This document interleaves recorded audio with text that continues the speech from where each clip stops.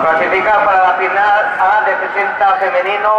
Raquel Santos de Coca-Cola Fresneda, Enya Carvajal de Real Grupo Cultura Covadonga, Lucía Valite del Estadio Gijón, Teresa Torres del Oviedo, Irene Uraburu del Oviedo, Inés Elorio del Oviedo, Anaí Soto del Gijón Atletismo y Laura Gil del Grupo Cultura Covadonga. Y para la final B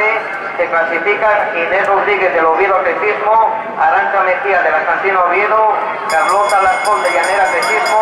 Corona Morato de Llanera, Marta Trueba del Oviedo, Clara García del Oviedo y Silvia Villanueva del Atlético Lugones.